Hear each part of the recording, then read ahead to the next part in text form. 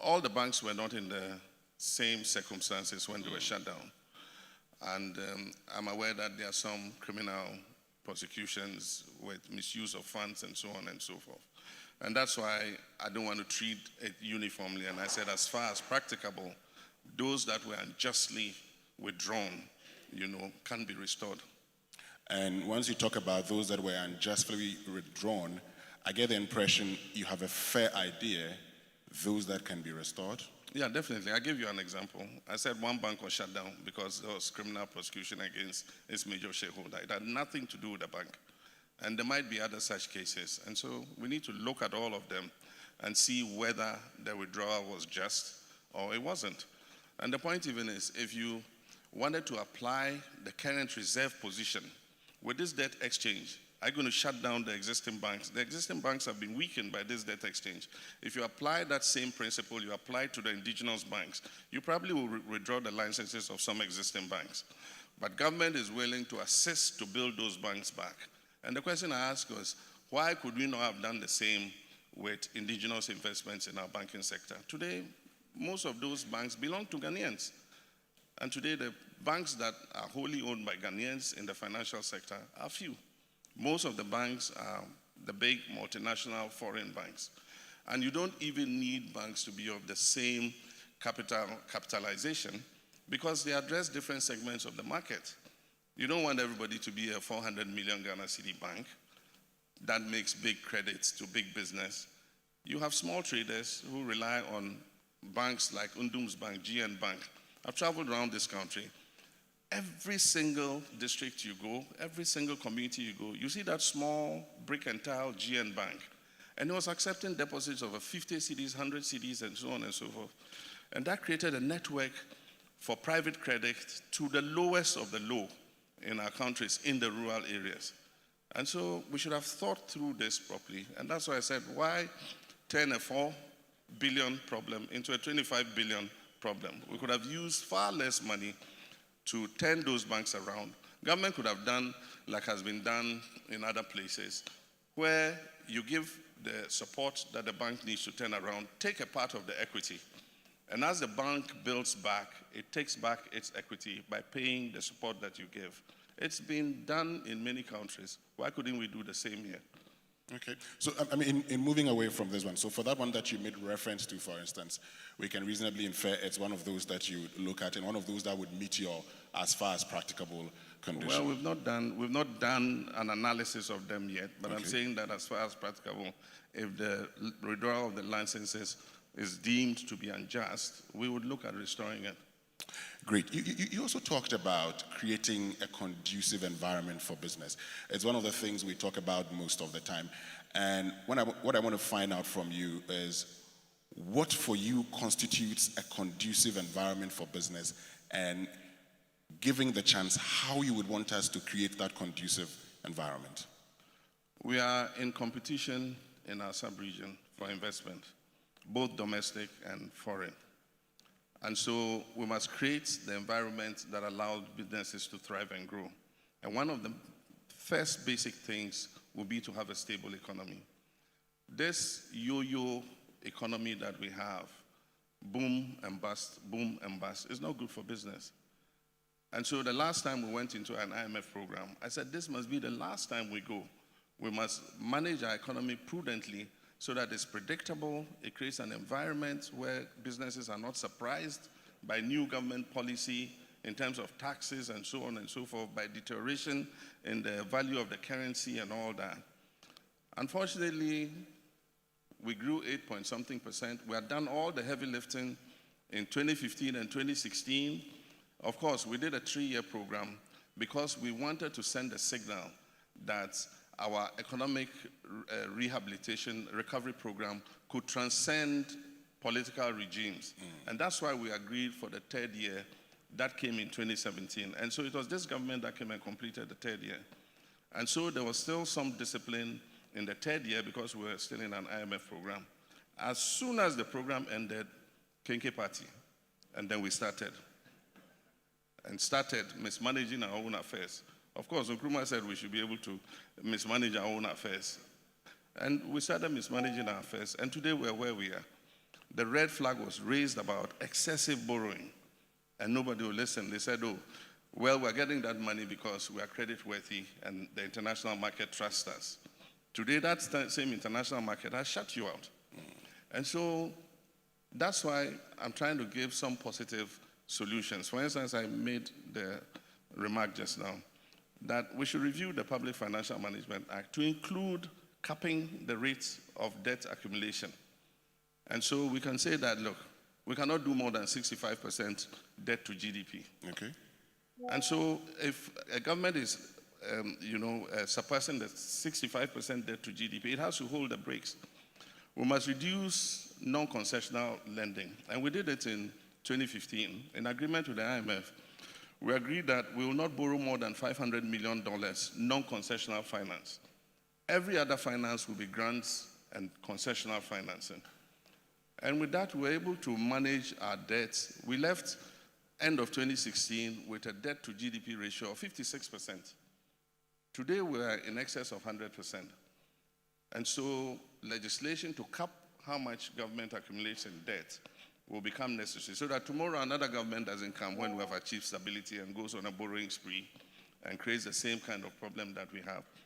So a conducive environment for the private sector is to have stability and predictability in the economic management, that the CD is going to remain relatively stable. Even if it deteriorates, it will deteriorate at a gradual rate every year instead of bump from 6 to 13 CDs to $1.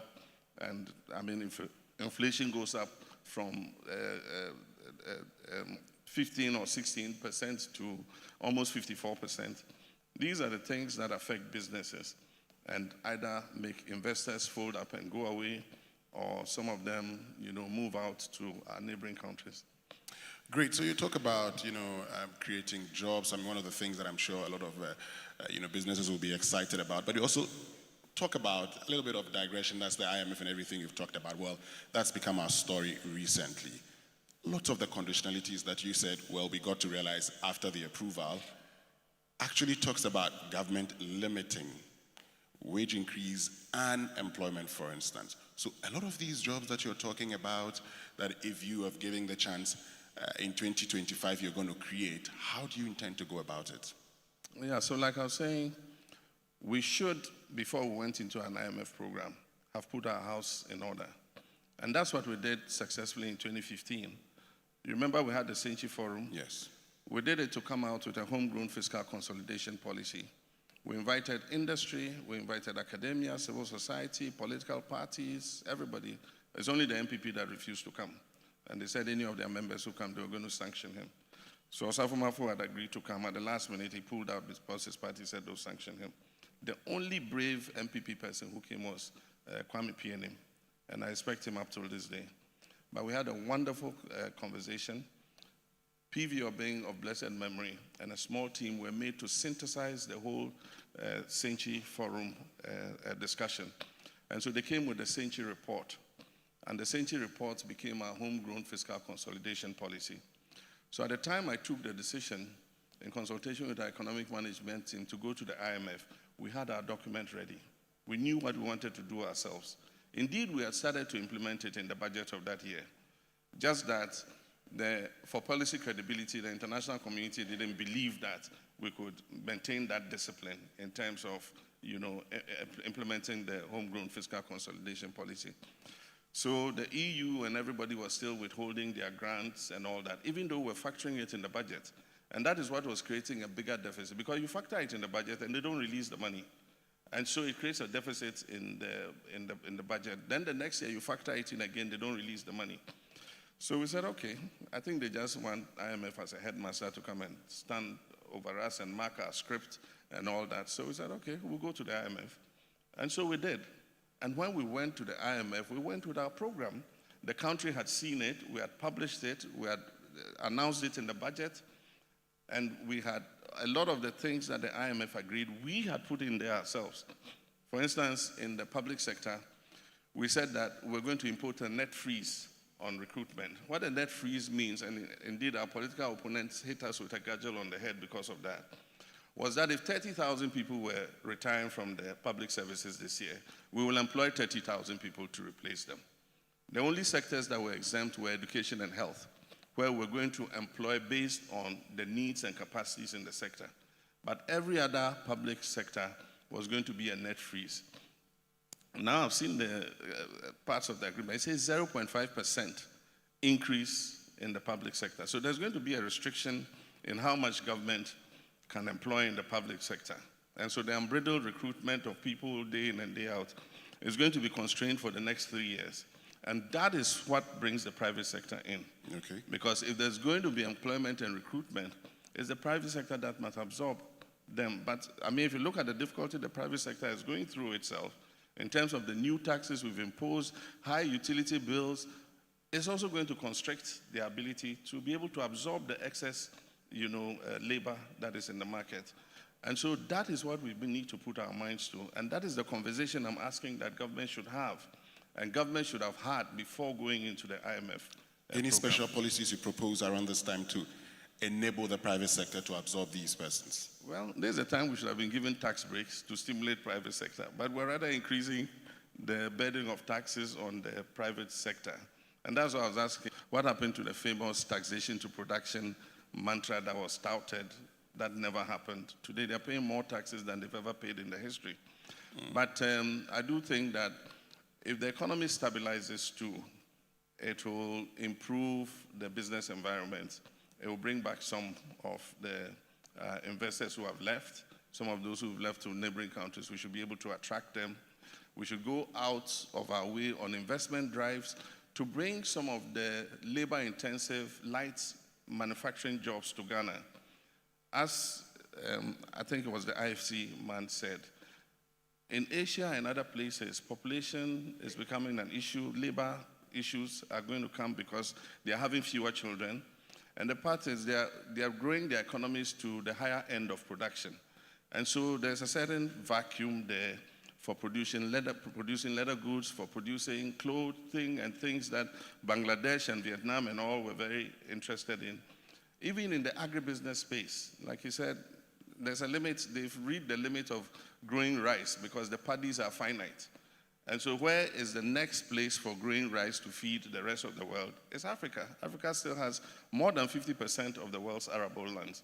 So those are areas that we can begin to look to. Malaysia came and took the palm fruit from here. Today we import palm oil and vegetable cooking oil from Malaysia.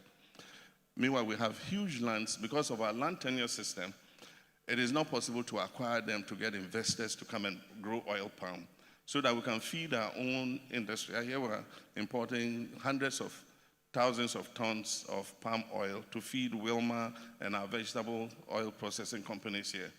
How can we utilize those lands and interest these captains of industry to look at agribusiness and agricultural production too? What incentives can we give? And that's why I say a dialogue and a conversation is important. We want to talk to Wilma, we want to talk to Olam, we want to talk to all these who have the technology and capacity to do it. They've done it in other countries. What incentives do they want government to give them? Okay. In order that they help us with cotton production in the north, that will bring extra incomes to poor northern families.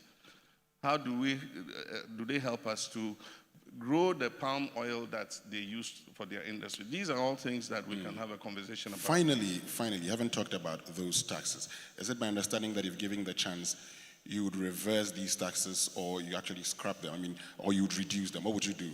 Well, you're not going to be able to do it as long as you remain in the IMF program. Once they sign on the dotted line and commit to those taxes, a new government that comes in 2025 is not going to be able to renege on those taxes. But it's a 3-year program from what I understand. So 1.5 years of that program is going to be part of the term of this government. And then it means that in the term of a new government, 1.5 years of that term would also be under the IMF. And so whatever they've appended their signature to is going to affect, a new government that comes in. It's only after 1.5 years, when Ghana has graduated out, that you can look at those taxes again and say, look, we can give some relief to the industry in this regard because our revenues are doing better. production is picking up, the economy is more stable. And so these are things that you can review, after the program has ended. But for now, we've locked ourselves in. Well, our time is also up. Thank you very, very much, Mr. Thank John you. Mahama.